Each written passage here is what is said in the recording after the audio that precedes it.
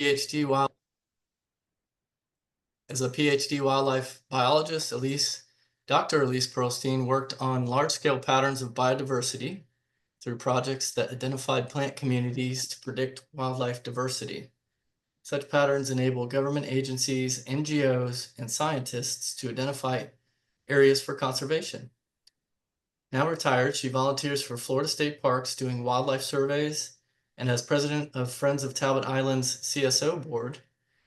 Her work with Conserve Nassau combines her passion for the natural world with her work with various stakeholders to accomplish the vision and mission of Conserve Nassau.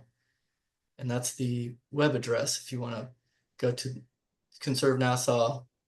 Excellent website, lots of good information. And with that, I will hand it over to Elise. Okay. And let me stop sharing real quick. Sorry. Okay, that would probably work better. All right, you should be good.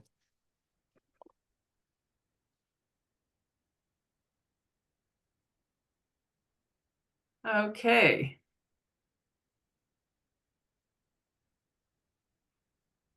Pete, I'm so happy to be here. Thanks for inviting me. I'm going to share some big picture corridor stuff and narrow down to something very local and talk about mostly native gardens, native plants, but also connections. The first thing I want to mention is the State of the Birds report that just came out this year. And let me get rid of some stuff. They identified birds, I think they did all the bird species and came up with a metric of, and you probably can't see that on the top, birds in steep decline that are really in trouble. Those are the red up here at the top, if you can see. Yeah, we can see it. Yeah, we can see it. Okay, I just lost all the top bars, so I'm good too. Orange, yellow, vulnerable birds, there's quite a few of those. Common birds in steep decline. And then even the low concern species may be on a downward trend. You may have seen, some things happening, loss of habitat that are cause for concern for some of these species. And one of the big ones is our shorebirds. This poor little Wilson's plover is just trying to find his way among the car tracks. And sadly, they use those to hide in when it's cold or windy. And then once the babies hatch, they're running all over. And so this is one of the things that I've seen in my work at the state parks. I am, however, mostly going to talk about our neighborhood birds and our upland birds. But two of the conclusions before I get to that the 2025 State of the Birds report talked about is that conservation works. Whether it's conservation ranching, setting aside habitat, just, people are doing a variety of things to try and help the birds. And I think most of us know that bird-friendly policies are beneficial for everybody, and people really support it, especially the way birding stimulates the local economies with hotels and restaurants and buying binoculars and all that good stuff. I just really quickly wanted to put in a picture with a list of some of our Florida birds that are on the list. I actually found two Wilson's plover. I say plover, you may say plover. I found two Wilson's plovers nesting on Fort Clinch Beach, doing a Florida state nesting shorebird survey. And that was pretty exciting. And they even did the little broken wing thing. And I have seen a lot of these birds, and so you may see these birds, but not immediately realize that, ooh, maybe, they're having some problems. So this was an important report. This graph is not very cheerful. You can see a couple of things. The Diving ducks and water birds in general were doing good for a long time because of a combination of work with national wildlife refuges, hunters, and so on, who have really, and the duck stamp provides money for a lot of conservation activity. But even they are in trouble. What I want to talk about tonight is some of the birds that we can take actions to help out in our neighborhoods, in our yards, in our parks, and a little bit more locally. And I really want to shout out Duval Audubon. You guys are doing amazing work. Elizabeth, yay. With lights out Northeast Florida, bird collisions with lighted windows are one of the big causes of death. And even just windows that face your yard that are not perceived by the birds. So putting appropriate decals on the windows. And then, the other big problem is our cats. They kill millions of birds. So how do we protect them? These are great ideas. And what I want to talk about tonight is corridors. I'm going to start big. Habitat connectivity is what corridors are all about. And when we think of those, we think of the Florida corridor, which is statewide. It's millions of acres, and it connects up a lot of our conservation lands and some of the focal species. You always see a picture of a black bear or some of the larger charismatic species. Outside of those, we have areas that are not quite so favorable. They're not planted up. They may be cities. They may be, intensive farmlands or something. But one of the things that people have recognized as important is providing these little stepping stones that allow movement either between corridors or from one kind of habitat to another. And I think also one of the important things they do is when the migratory birds come through, they may find these little stepping stones or these bigger stepping stones that aren't necessarily a part of those big planned corridors. Just two of the ones I want to talk about up here along the St. Mary's River. Nassau County has a conservation lands acquisition management plan, and working with the North Florida Land Trust, the state of Florida, to set aside land. And a lot of corridors end up tracing sort of natural features or lands that have already been preserved, like our state forests or our state parks or our national parks. And you can see that here. The corridor to coast incorporates us up here in the Northeast. The dark green, I'm pretty sure our land's already in conservation, and then they've identified some lands, and they've kind of neglected us up here in Nassau and Duval County in their larger plans, but they are actively working. North Florida Land Trust is up here identifying properties.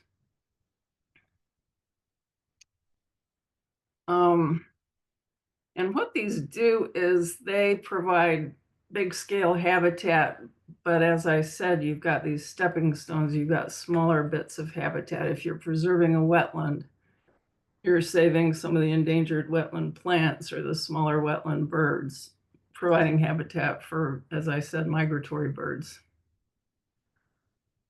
And so in this, I wanted to go from large, where you can see this deer. This is a native plant garden that we have planted. It's going into its second year. This is our start. And it's right on Atlantic Avenue and Fernandina Beach in one of the city parks, Egan's Creek Park. The ocean, anyway, the beach is, I don't know if you can see my arrow, but the beach is to the left on the screen. And then I just wanted to show little small intimate pictures of what we can do. And one of the big programs I want to talk about is called Homegrown National Park.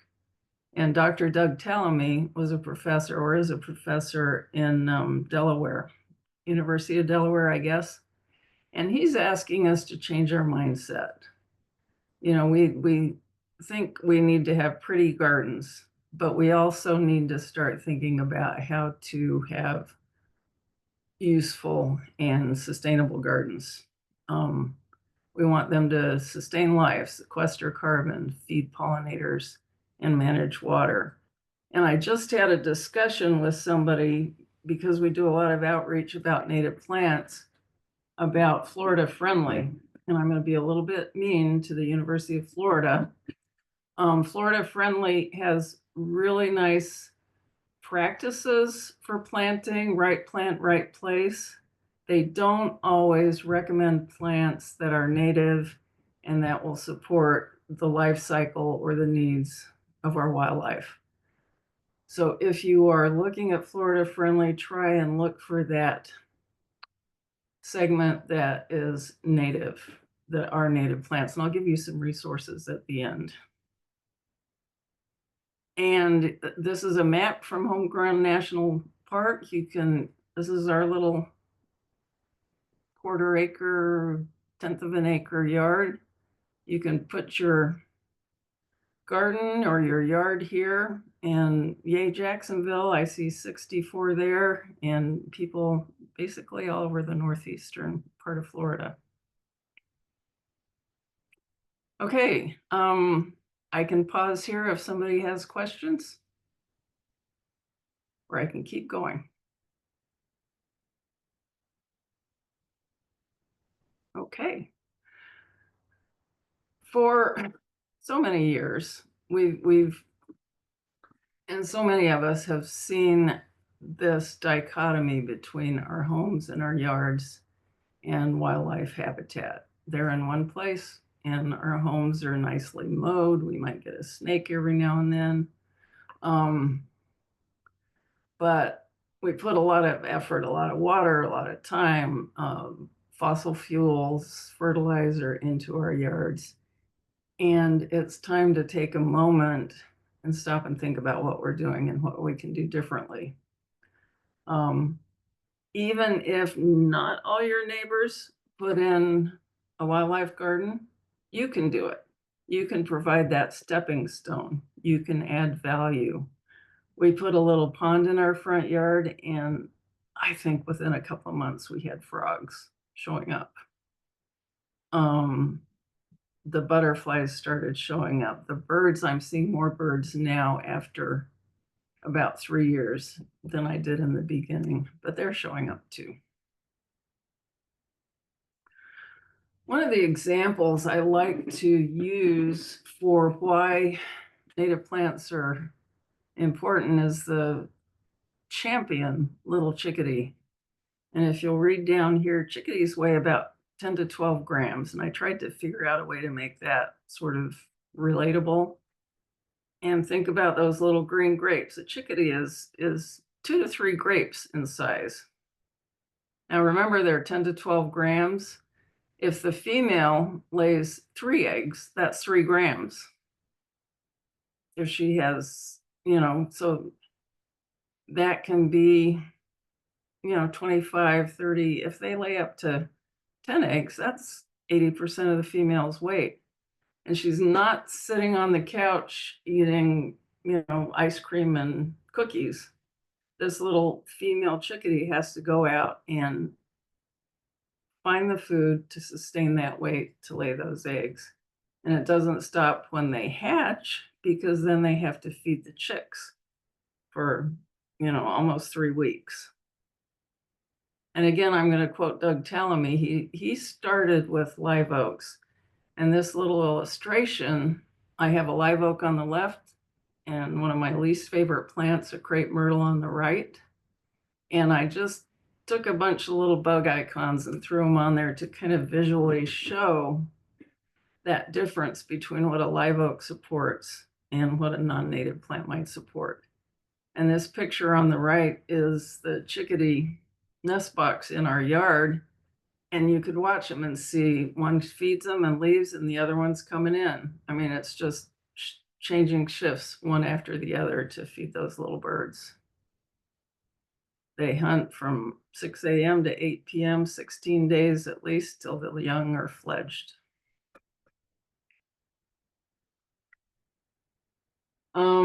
Another, just time to stop here and think, and let me know if you do have any questions. I think there are a couple in the chat.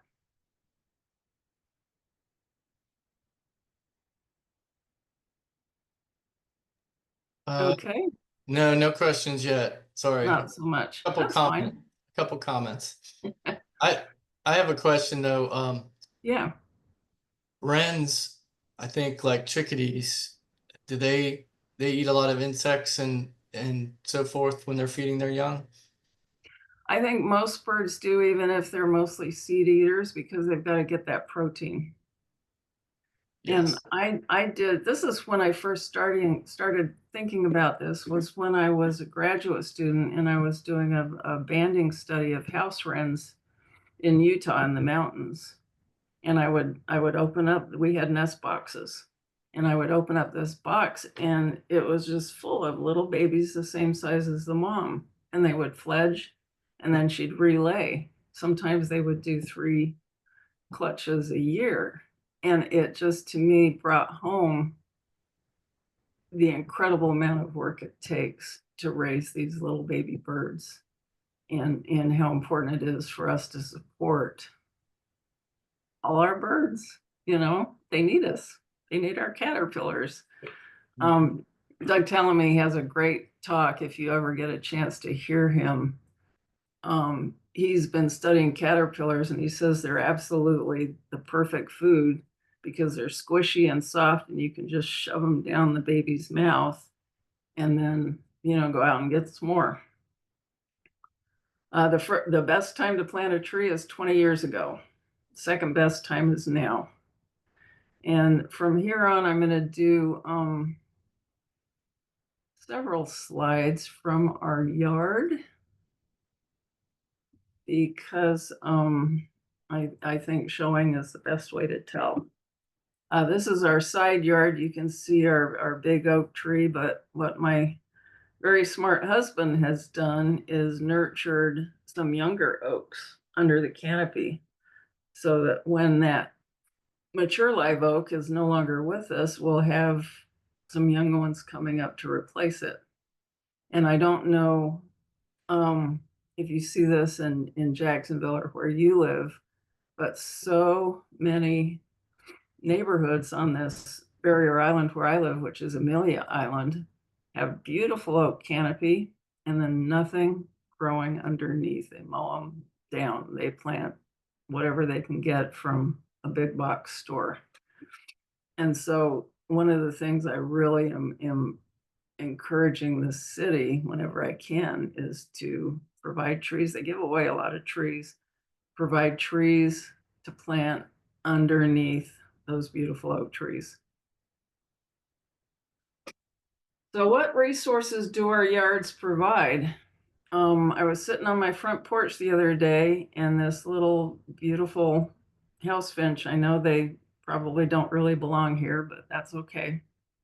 Found our lyre leaf sage, and that's a volunteer that showed up in our yard. And they produce these, 6-inch, 12-inch spikes of seeds, and we wait as long as we can to mow. We don't have an HOA or neighbors that are come tell us it's time to mow, so we're lucky. And there was a pair of them. These little house finches just spent a couple of days just cleaning the seeds off of the checking my time here. Okay. They spent just cleaned out the seeds. So seeds, whether it's muley grass, fruit from Yopon or Dahoon holly, leave your salvia, leave the seeds. the birds will say thank you. Dead wood. Don't let, don't let the tree guys come around and tell you they need to cut down the wet dead wood, because I think we all know the woodpeckers love it. Even when it falls, leaving it on the ground just supports that next round of insects and life, and sometimes the woodpeckers to eat. And these big live oak branches actually make kind of a nice edging around your bushes or around your yard. And then I don't do bird feeders because I just don't have the time to do it, and feel bad if I did and didn't keep them up. I don't do hummingbird feeders either, but it's fairly easy to put in some pretty red flowers that the hummingbirds are going to come for. So food, food, food, even if you don't always think about, the seeds or the berries. I think it's important that our yards provide a safe space. And we had a burrowing owl nest, a barred owl nest. It wasn't in our yard. It was a couple of yards away, but three young ones showed up, the fledglings, and their parents fed them for several days. And I love this picture because it looks like they're just still figuring out their feet. And is this food? They had something in their feet. Can I eat it? So safe space without cats, noise, outdoor lights,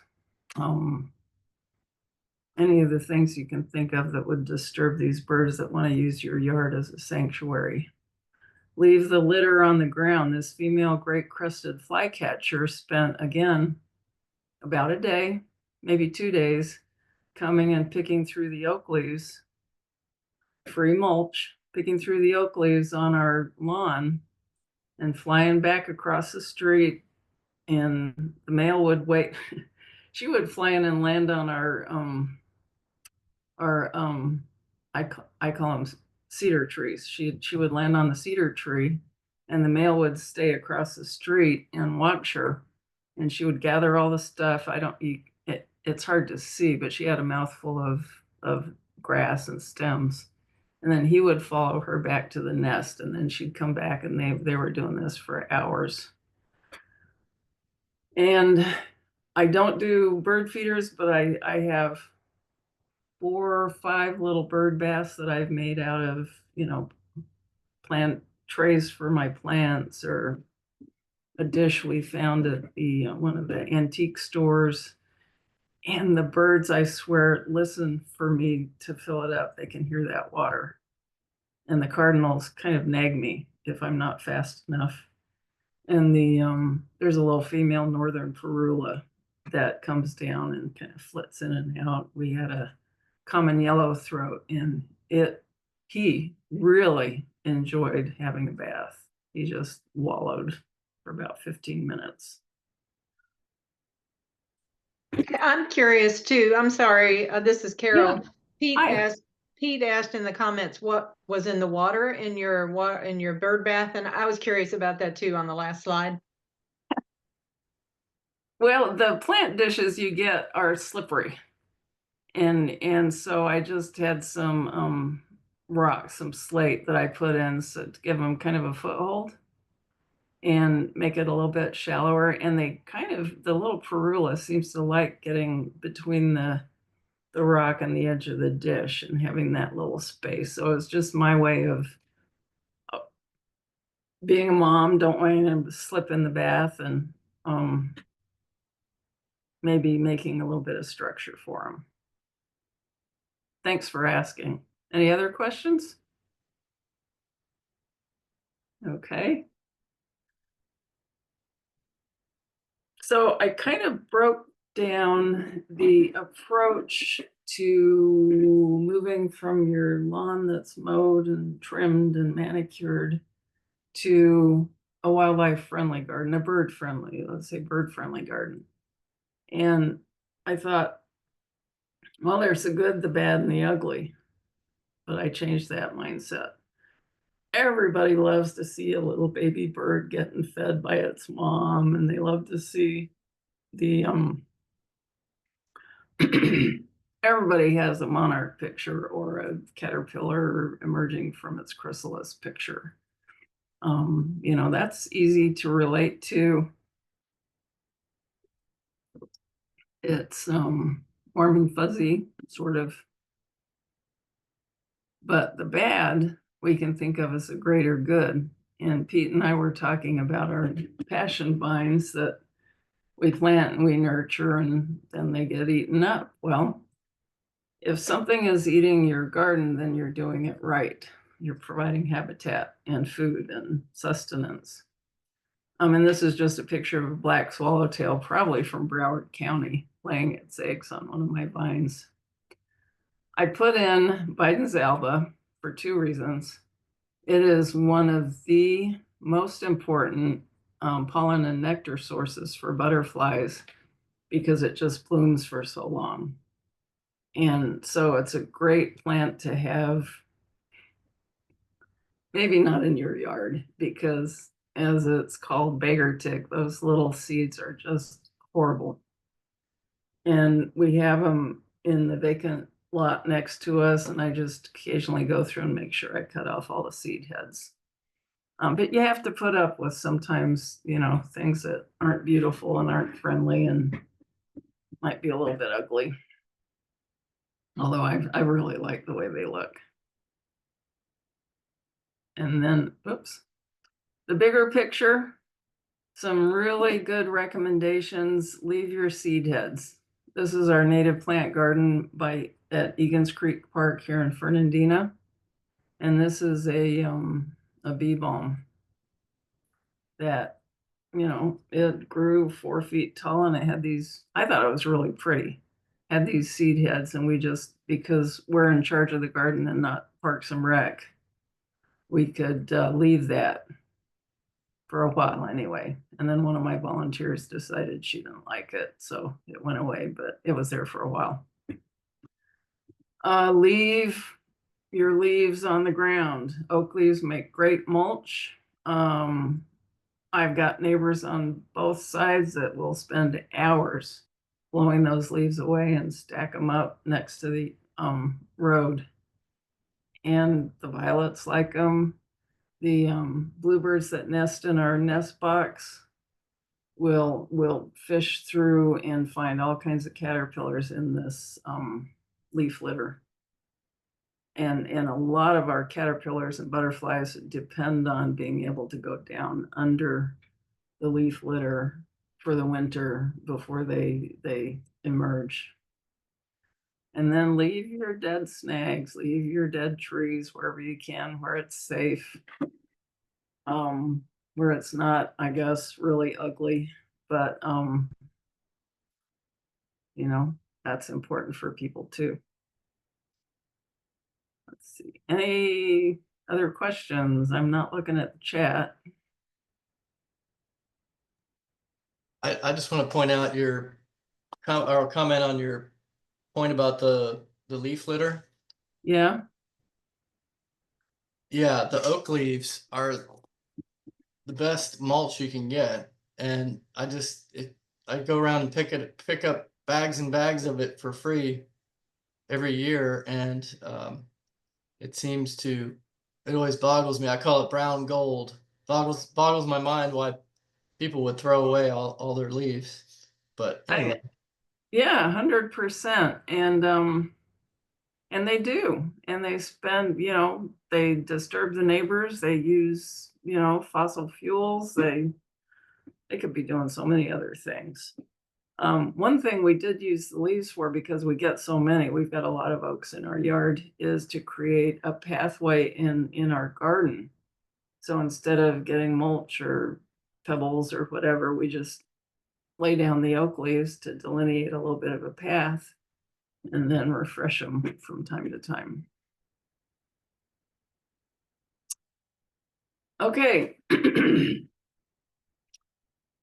For your neighborhood wildlife garden corridors, gardens, pollinator plots, anything helps.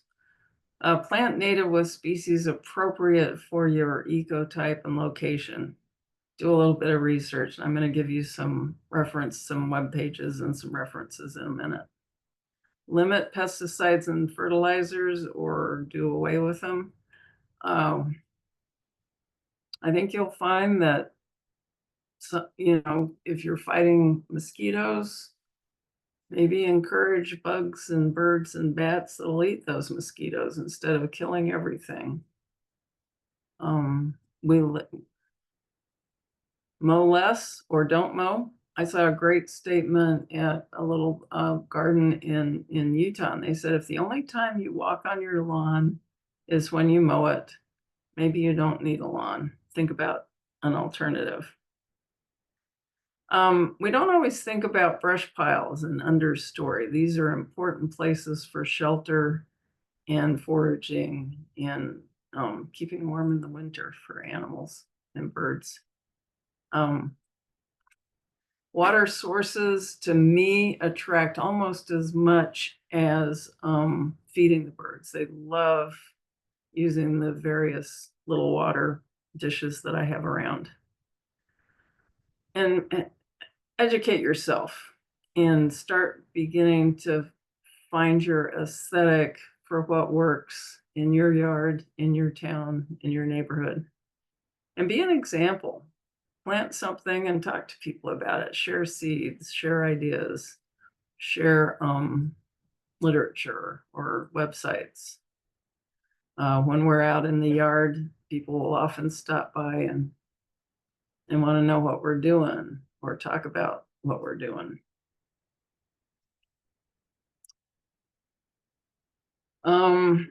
This is our garden at Egan's Creek Park. We put in a cute little bee house. The kids love those. Find a community garden, and I know Duval Audubon has various members have been active in planting and supporting community gardens. Garden with a friend. Weeding is fun when you have somebody to talk to, and bring in the next generation. Just, a garden is a great place for socializing and for feeling good about the world. I can't see on this side, all your pictures are in front of it, but I've got the Florida Native Plant Society and the Florida Wildflower Foundation are great resources. If you haven't used it, the Native Plant Society, fnps.org, they have a page where you can enter, I want shade-loving plants that tolerate dry, and you come up with a list of recommendations.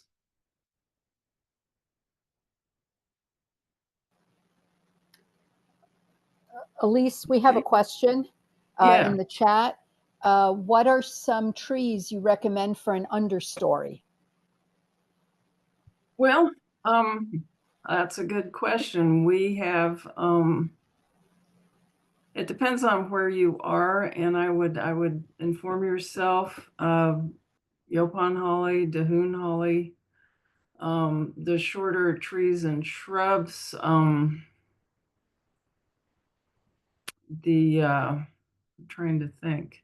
Most of them that I'm familiar with like a bit more sun, but coonties are doing pretty well up here. Florida privet. I'm kind of dry. I have to think about beautyberry. I have to go through my yard in the back. Saw palmetto really likes where the oaks are. Things like that. And I'll probably think of some as we go along. Okay, red mulberry.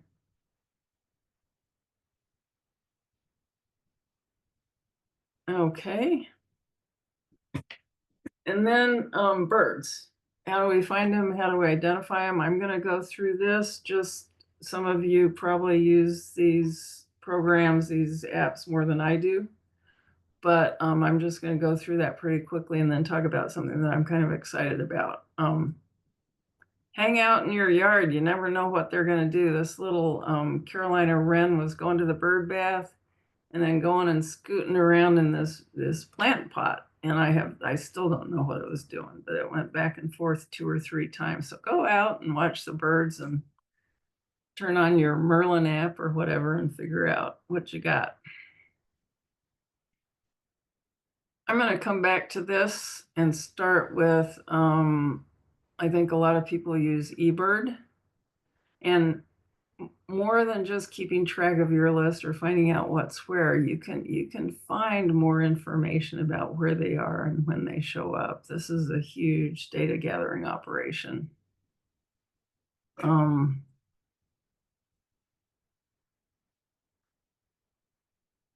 iNaturalist, same thing. You know, you can. Birds are hard. I don't know how people do birds in iNaturalist. I guess you take the picture and go home and upload it, but it works best for me with my phone and my pictures immediately. And it will help you identify a plant or a butterfly when you upload the picture. But then you can also go in and it links with a lot of information. It can give you some life history stuff and so on. Was there a question? I was just offering some privet. Good job.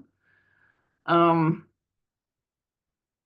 then as a part of a project we're doing for Conserve Nassau, we have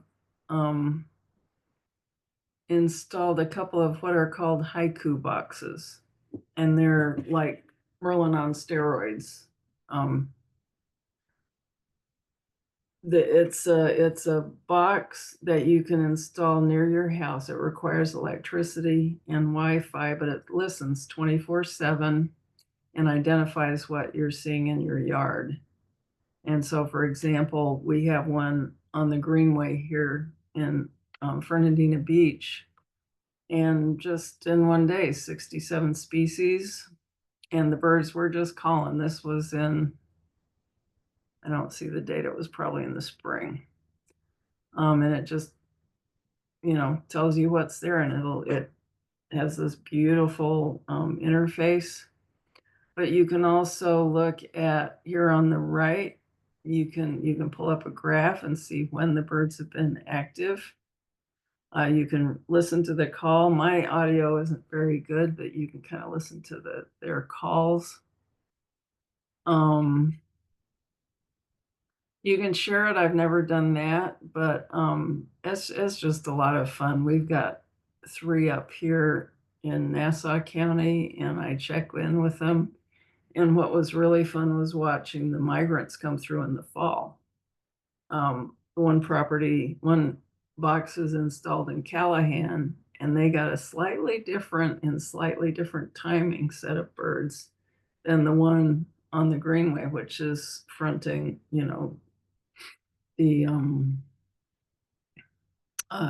Egan's Creek and the water and the marshes and so on. And I was able to go back and kind of get some historical data too. Now, this is like iNaturalist in that it doesn't do abundance, because if Carolina wren sings, you know, 100 times in a day, and I don't know, I'm trying to think of something that doesn't sing a lot. They all sing a lot in my yard. Something else only sings a couple of times.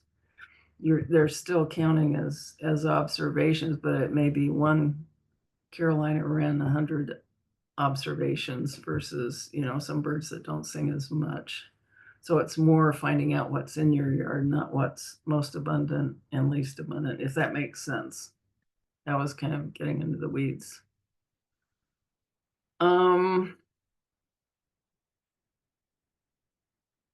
And then Merlin, everybody I talk to who's at least a little bit aware uses Merlin. Again, you carry it, it's on your phone, you go out in your backyard. I go in the morning and set it down on a table or something and find out what was in my yard by call. I took it with me when I went to England, and I had no clue what was there, but I found out because Merlin had a Oxford, England pack. and it could help me out. It wasn't as good in Japan, but it did England pretty well. And I'm going to play this. I tried it before and it didn't work great, but I'm going to play this Chuck Will's Widow call because I think hearing these birds is just such an awe-inspiring experience.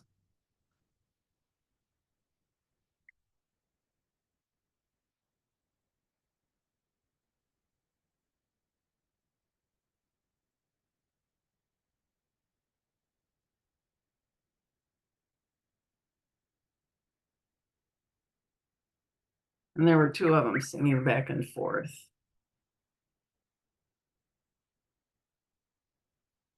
Okay, and the State of the Birds report ends with 7 simple actions. And I've already talked about most of these. Make your windows safer. Keep your cats indoors. They're just little murderers. Reduce your lawn plant natives. Avoid pesticides. Bird-friendly coffee. Reduce your use of plastics. It's so scary. And share what you see. Talk to people. Invite people to go birding with you. Participate in the Christmas bird count or the backyard bird count. I am ready for questions, and I'm going to leave this up here. A few of us will be at Egan's Creek Park and Fernandina Beach, weeding and kind of working in our native plant garden. If you want to come and look at some of the plants, we answer questions. You're welcome to sit down with us and weed. And I know we'll have some salvia to give away, and we often have a variety of plants that are growing where we don't want them that we will pot up for you. And I'm ready for questions.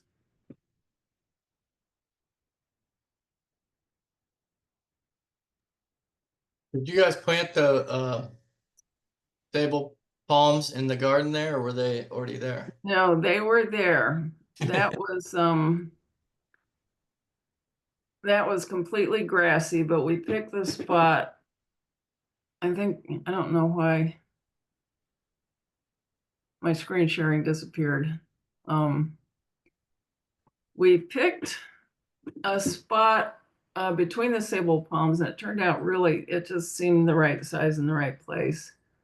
But it's nice because one is on the east and one is on the west, so we kind of get some shade as the day goes through, and it also gives us a little bit of a light intensity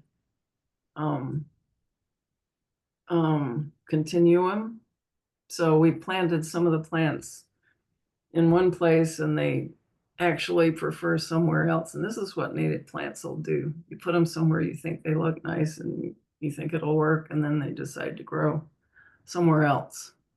So the sable palms were there, and there was some muley grass, but otherwise it was basically grass. And it was nice because this was Parks and Rec property, and we got permission. They were maybe not excited, but supportive. And they did come out and they helped us turn over the sod. And they kept the sprinklers on for the first year. And I think we finally got them to turn off the sprinklers because the dollar weed is a problem. And we get another plant. There are a couple of weeds that come in from the lawn that we have to really stay on top of. The We palms make great food for birds too, in the wintertime. Well, and I walk past there a lot, and we have had 2 or 3 discussions with the Parks and Rec maintenance people about don't rooster tail the palms, because there are a lot of them in the park, and just please, the rule is 3 and 9 or something, leave a nice canopy. And we have to keep an eye on them because the maintenance guys kind of come and go. But we outlined our garden with pavers. And so it's very clear. They just say, whatever's inside the pavers is yours, we'll leave it alone. And so it's actually worked pretty well because it is integrated into the park where they mow and they weed whack. And do all that stuff. We also have a couple of questions. Is there a schedule for when workers are at Egan's Creek? And can anyone view the Greenway haiku box data in case we want to check it out? Oh, yeah. I'm going to put that. Actually, I'm going to ask my husband, who's on the talk, to put it in the chat box. It's at the conservenassau.org website, and you can get the link from there. You can also just go to haikubox.com and register for an account, and you get a little bit more of the data. And then you click on a little map icon, and it brings up the world. Well, not the world, but probably the US. And you can just zoom down in, and there's a bunch of them actually in Jacksonville. And we're getting more and more. And you can look at all the data and explore. It's really fun. More questions?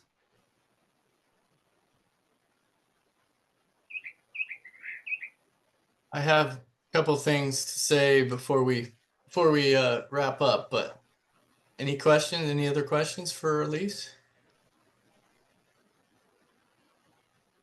If you have any questions, I'm going to send you to Laura or Nora, and she'll be happy, I'm sure, to, and maybe I'll send out some of those links too.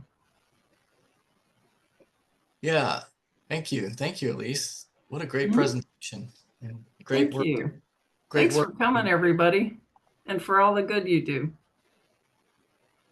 I wanted to mention too that there's a bio blitz going on at Crosby Sanctuary this weekend on Saturday morning with using iNaturalist to document as many species as they can.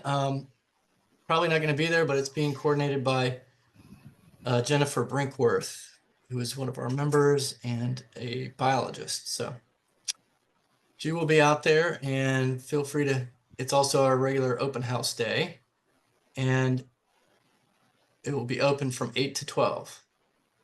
But I also want to mention, I just saw in the chat as the presentation was going on that I guess an announcement has come out about the land swap at Guana has been canceled or withdrawn. Right. So good news. Yeah. Oh, that's great. People love their parks, and I wish the legislators would remember that and figure that out. It's just so encouraging how people step up for the parks, because I'm sure if nobody had said anything, it would have gone through. That's for sure. That is definitely, we protect our parks in Florida, sometimes more than anything else.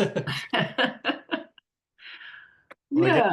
And the corridor efforts are just so impressive. Just, working with landowners and cattle ranchers and just connecting all the habitat. So that to me is a really encouraging thing that we're doing here. Yeah, it's kind of ironic that some of the parcels that were offered for swap for this piece were actually parts of strategic conservation corridors in other parts of the state. So somebody was really like throwing a Hail Mary here, trying to see what would stick, and Yeah. didn't. But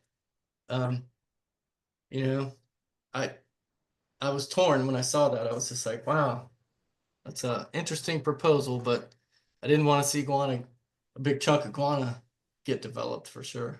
Oh, yeah. Okay, and Michelle, I hope you saw the message from my husband. Let me know, and I have a Weed Warrior email list. And you come as long as you want. We do it in the mornings, usually on the weekend, and we sit and we weed and we chat and we learn about plants. So yes. Sounds awesome. I did see the post from your husband. Thank you. Okay. And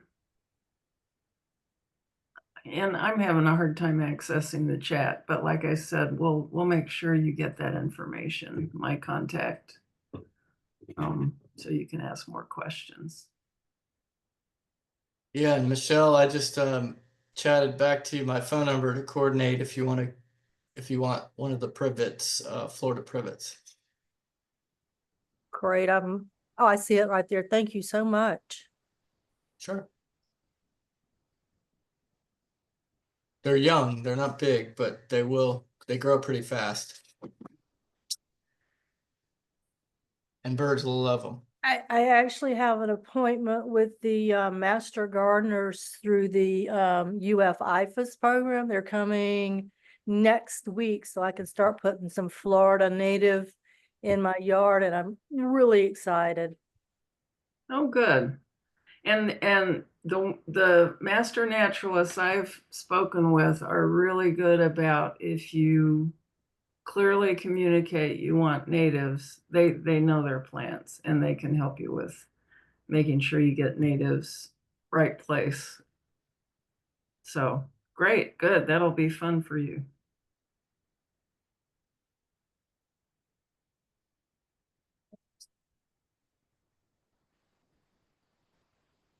Well, thank you so much for your time and effort, Elise, and everybody that's listened in here. And we look forward to seeing you again this after the summer and our new season starting in September. Everybody have a good summer and don't get too hot out there. Talk to you soon. Okay, I'm going to try and get down to the sanctuary. I really want to see that. It sounds like a great place. Yeah, we're open. Well, this Saturday is our last open house and for the summer, and then we start back up in September. But Okay. if you or anybody else on this call wants to go out anytime, just let me know and we can arrange for a special trip. Okay, sounds great. All right. Thanks again, everybody. Thank Bye. you. Bye, Lisa.